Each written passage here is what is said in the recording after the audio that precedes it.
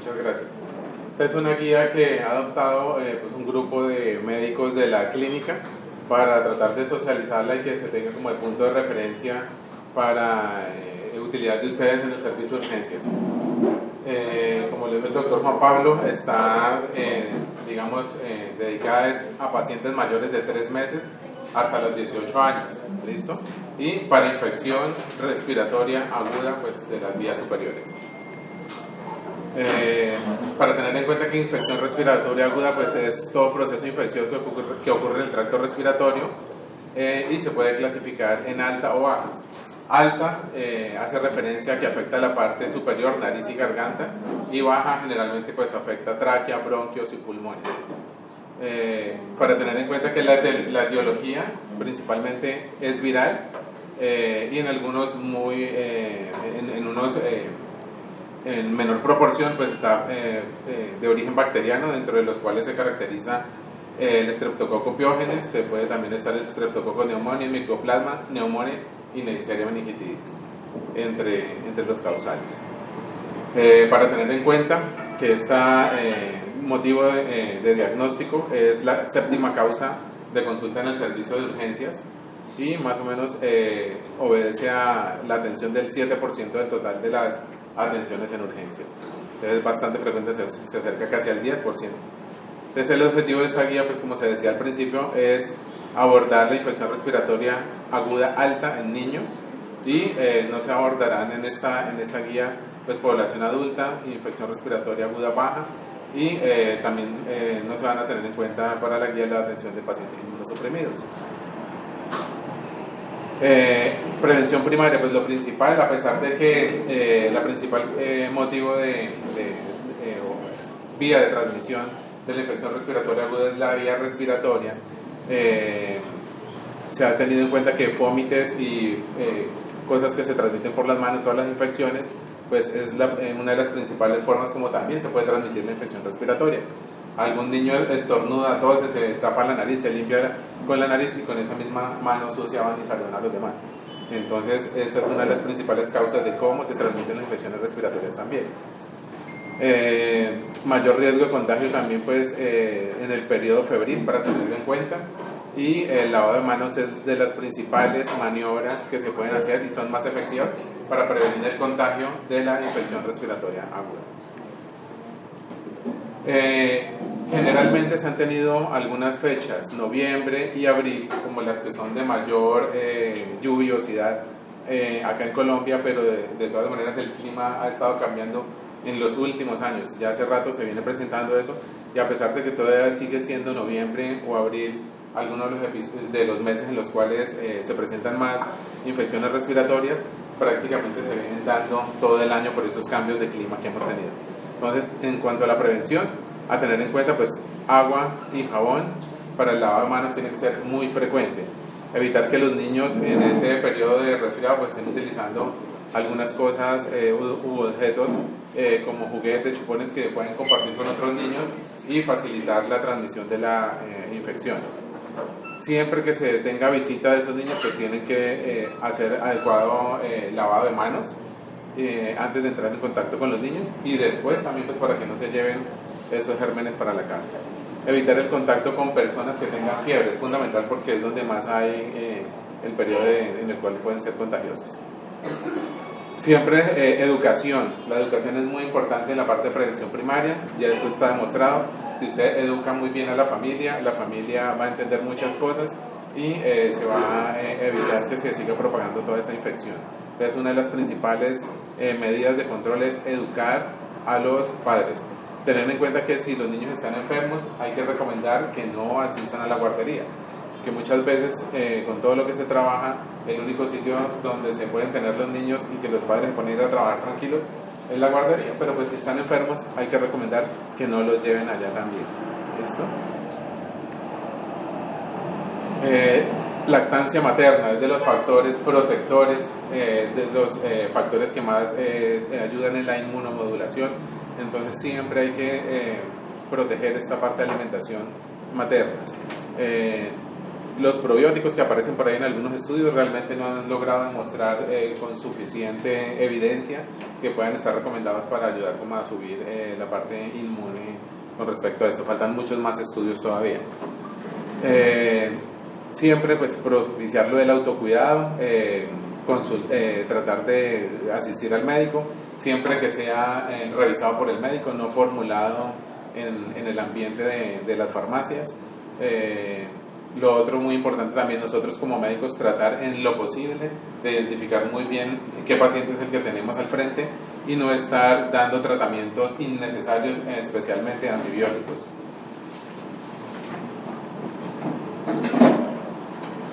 Bueno, en cuanto a la parte de diagnóstico, es muy importante pues siempre revisar adecuadamente el paciente. Entonces el médico, que es el primer contacto, debe reconocer fácilmente pues las causas de la infección respiratoria y de tratar de determinar si por lo que tiene el paciente, síntomas clínicos, hallazgos y lo que está manifestando, estamos frente a un evento viral o si tiene de pronto algo que lo haga pensar a uno en que es un germen bacteriano. Ningún síntoma por sí solo pues es fácil de interpretar. Toca en general todas las cosas que se pueden hacer en cuanto a examen, diagnóstico y manifestaciones. Siempre informar a los pacientes de si el niño tiene o no escurrimiento nasal, y hay que tener en cuenta que generalmente al final de la primera semana casi siempre ese proceso viral hace que el moco cambie un poco de color. No necesariamente quiere decir que el color del moco necesite antibiótico. Los cuadros virales también producen abundante moco y este moco en contacto con el oxígeno pues puede cambiar de coloración. ¿Listo? Entonces no necesariamente moco amarillento en la primera semana necesita antibiótico. ¿Listo? Otra cosa muy importante es explicar que 2 o 3 semanas puede durar el episodio de tos. Que recuerden que el virus respiratorio entra, ataca el árbol traqueobronquial y a veces se denudan algunas de estas células respiratorias y mientras se vuelven a regenerar pueden pasar 2 o 3 semanas en las cuales persiste la tos. Para tener en cuenta entonces al examen físico, entonces hay una escala que vamos a mirar ahorita que ayuda en el diagnóstico de amigdalitis. Dentro de estas cosas pues, es lo que siempre tiene uno que ver. Entonces dolor faríngeo agudo, fiebre, cefalea, náusea, vómito, inflamación amigdalina, exudado, muy importante, exudado amigdalino purulento, petequias palatinas que pueden aparecer antes del exudado, adenitis cervical también, rash escarlatiforme, dolor abdominal puede ocurrir en algunos casos, generalmente se presentan en niños de 3 a 14 años y más como en los episodios donde hay bastantes lluvias. Entonces para tener en cuenta dolor faríngeo, fiebre, para tener en cuenta el exudado, la adenitis y aquí como ustedes pueden ver en ninguna parte dice tos. Entonces eso para tenerlo en cuenta en la escala que vamos a ver adelante porque 3 puntos de esos 5 hacen y ayudan mucho en el diagnóstico de amigdalitis. Entonces volvemos a repetir: fiebre, inflamación amigdalina con el exudado, adenitis, lo otro sería la edad de 3 a 14 años y ausencia de tos.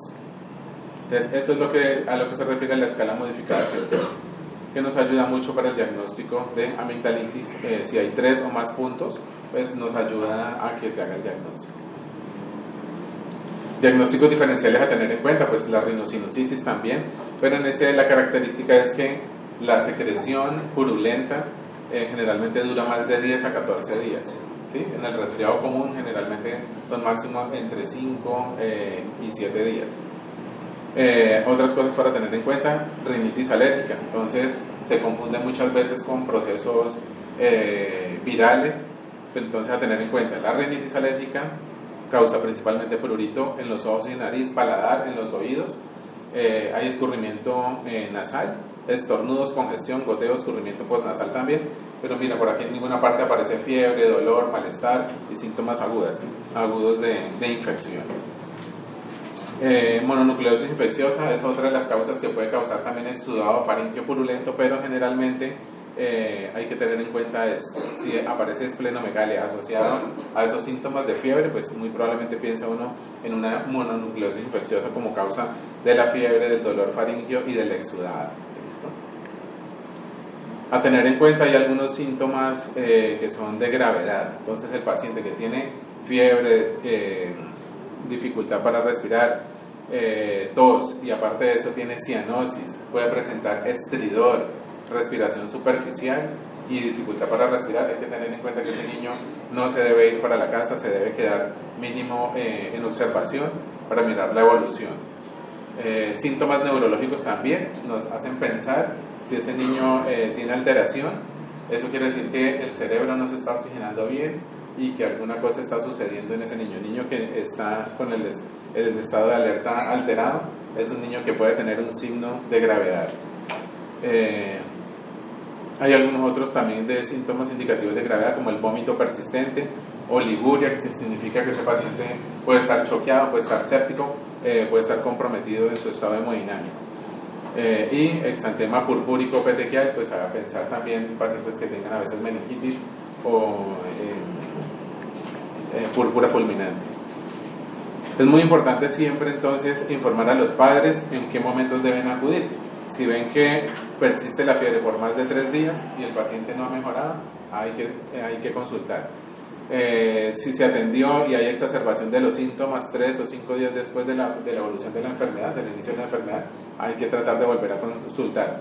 Y si ven que no hay mejoría 7 días después de iniciar la enfermedad y el tratamiento, pues lógicamente toca volver a consultar para mirar a ver qué es lo que pasa y de pronto tratar de hacer algunos otros diagnósticos diferenciales.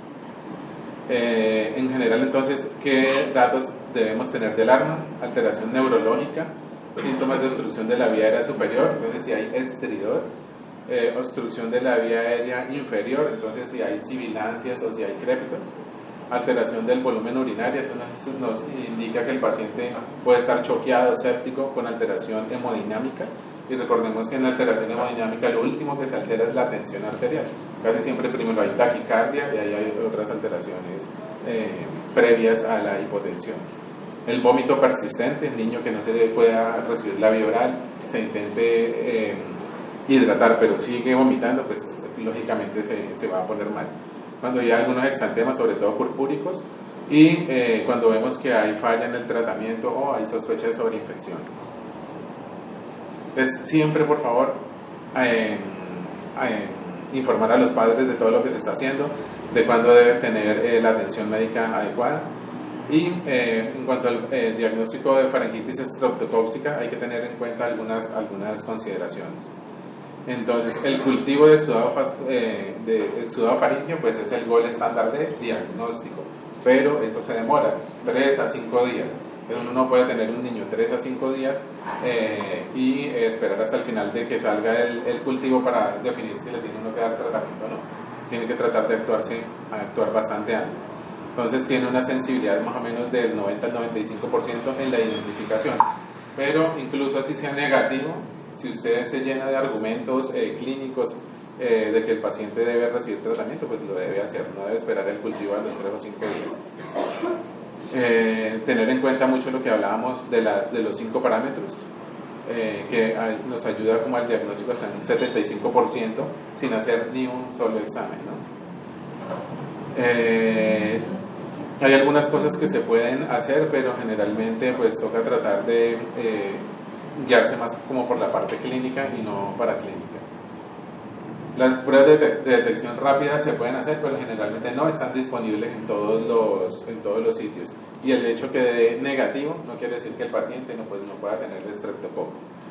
Entonces eso termina, digamos, como soportando que el diagnóstico de esta enfermedad tiene que ser definitivamente clínico. Tenemos que basarnos en la clínica, el dolor faríngeo, ¿sí? Y tener en cuenta esa puntuación clínica que hablamos. Entonces definitivamente no se recomienda hacer cultivo, puede que sea el gol estándar para el diagnóstico, pero se demora en salir. Y hay algunos biomarcadores que se pueden utilizar, pero algunas veces confunden, es proteína C reactiva, procalcitonina, pueden ser a veces útiles, pero hay que considerar muy bien si realmente debemos utilizarlas o no. porque generalmente es más útil en los casos de gravedad, ¿sí? No se deben estar solicitando de primera opción. Entonces, en la parte de tratamiento, pues primero empiezan las medidas generales. Entonces, ¿qué tenemos que hacer con ese niño? Hidratarlo adecuadamente. Hidratarlo no quiere decir necesariamente canalizarlo. Tenemos que calmar el dolor, tenemos que calmar la fiebre y tenemos que calmar ese dolor faríngeo también. Entonces, en estos niños, pues hay algunas cosas muy sencillas: elevar la cabecera, aspirar las secreciones. Recordemos que los niños son respiradores eminentemente nasales, y cualquier obstrucción nasal hace que ellos empiecen a tener dificultad para respirar. Tratar de garantizar el reposo adecuado de esos pacientes, porque entre más se agitan, pues más tienen dificultad para respirar si no tienen el adecuado aseo nasal y están adecuadamente hidratados. Bueno, hay algunas cosas que pues dicen que se pueden servir, como tratar de hacer algunas vaporizaciones, pero realmente no es tan recomendable realizar esto por el riesgo también que se tiene de que se pueda quemar con esa agua caliente. Algunos recomiendan algunos gargarismos como con solución salina, pero generalmente en mi práctica médica generalmente me va mucho mejor con de pronto benzocaína, que sería el Benzilin verde o el Noraver. Haciendo algunas gárgaras con esto pues pasa más fácilmente. De esa manera el niño se puede alimentar mejor y puede recibir mejor los medicamentos también. Entonces, comer alimentos suaves, porque lógicamente pues si tiene el exudado faríngeo, el dolor, ese niño no va a comer muy bien en esa semana. Principalmente van a recibir bebidas dulces, que son las que ayudan como un poquito más a suavizar ese dolor en la garganta. La dieta habitual generalmente en el paciente, en el adecuado volumen y frecuencia, pues se deben tratar de garantizar en ese niño. Irrigación nasal pues es muy importante. Como ya lo dijimos, los niños son respiradores eminentemente nasales, sobre todo los escolares y lactantes. Entonces la solución salina puede servir para ayudar a desobstruir esas fosas nasales. Ya ahora se pueden hacer caseras, o ahí fácilmente se consiguen en las farmacias soluciones nasales, sean isotónicas o hipertónicas. El acetaminofén pues es una de las cosas que se puede hacer mientras se consulta al médico. Hay que tratar de recomendárselo a ellos para el dolor. Recordar que en todas estas infecciones virales evitar al máximo otras como el ibuprofeno, diclofenaco, porque muchos de estos virus afectan el hígado, y si utilizamos esos AINES podemos empeorar una alteración hepática que vaya en curso en ese paciente. ¿Listo? En lo posible tratar de identificar muy bien si ese paciente realmente requiere o no antibiótico. Lo más fácil a veces es formularlo, pero eso facilita que entremos en el abuso de los antibióticos y creemos resistencia cruzada de esos gérmenes a esos antibióticos. Otras cosas que tenemos que tratar de tener en cuenta como diagnósticos en la parte de infección respiratoria alta, entonces serían amigdalitis, otitis, linfadenitis cervical, mastoiditis, sinusitis aguda también. Y hay que tener en cuenta que por qué se debe en general a veces tratar esa faringitis, es para evitar sobre todo algunas enfermedades secundarias como la fiebre reumática o la glomerulonefritis aguda. Afortunadamente cada vez se ven menos de estos casos. Digamos que los más preocupantes a veces es cuando la faringoamigdalitis es algo leve, porque muchas veces no se termina dando tratamiento. Las amigdalitis que son floridas, con exudado, con fiebre altísima, casi siempre terminan con el tratamiento antibiótico. Entonces a veces algunas que son como un poco más suaves terminan a veces complicándose. Afortunadamente, como les digo, cada vez se ven mucho menos casos de fiebre reumática y de glomerulonefritis. Siempre entonces dentro del tratamiento fundamental, volvemos a recordar lo de principal, dar educación a los padres sobre la etiología, cómo es el curso natural, qué síntomas pueden tener, y acuérdense que pueden presentarse algunos síntomas como la tos hasta 2 o 3 semanas después, y en lo posible tratar de utilizar los antibióticos eminentemente cuando sea necesario. ¿Listo? Volver a recordar la puntuación de Centor. Entonces ahí es donde hablaba pacientes de 3 a 14 años, el dolor faríngeo, el exudado, la adenopatía y la ausencia de tos. se les olvide. ¿Listo?